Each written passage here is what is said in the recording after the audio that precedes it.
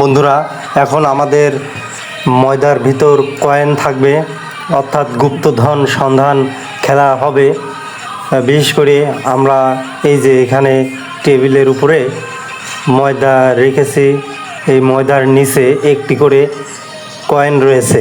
সেই কয়েন দূরে এসে মুখ দিয়ে তুলে নিয়ে যেতে হবে। এই যে এসে সবাই একে একে এই যে এইভাবে কয়েন এই যে নিয়ে এখন দৌড় দিচ্ছে। প্রথম অবস্থায় সামিয়া দৌড় দিয়েছে, দেখা যাক মরিয়ম দৌড় দিয়েছে, এরপরে আরও জান্নাতুল দৌড় দিয়েছে। এইভাবে পর্যায়ক্রমে সামিয়া বিজয় হয়ে গিয়েছে।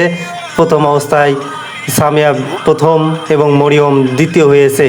এই ময়দা বা আটার ভিতর কয়েন ছিল, সেটা নিয়ে এসেছে।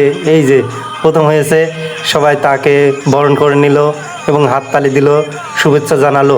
পর্যায়ক্রমে তাদেরকে সামিয়া প্রথম হয়েছে, হাত উঁচু করে দেখালো সে এই খেলায় প্রথম হয়েছে। এরপরে মরিয়ম দ্বিতীয় হয়েছে, তৃতীয় হয়েছে জান্নাতুল। এভাবেই তাদের নাম এই খাতায় আমি এন্ট্রি করলাম, অর্থাৎ লিখে রাখলাম। আটার ভিতর কয়েন ছিল বা গুপ্তধন। এবার আটা বা ময়দার ভিতর পয়সা ছিল, সেই খেলায় ফার্স্ট হয়েছে সামিয়া। সামিয়াকে পুরস্কার তুলে দিচ্ছে। আমি একটি পেন্সিল বক্স দাও।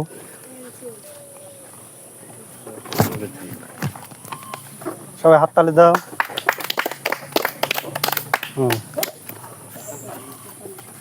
এবার আটা এবং পয়সার মধ্যে দ্বিতীয় হয়েছে, সেটা হচ্ছে মরিয়ম। ওইটা তো দ্বিতীয় হয়েছে, ওকে আরেকটা স্কেল দেওয়ার জন্য আরেকটা স্কেল দাও। রাতুল দাও, রাতুল দাও। দিক পাউল ভাই দিবেন না? পাউল ভাই তুলে দিক। মরিয়ম, মরিয়ম। হাততালি দাও সবাই।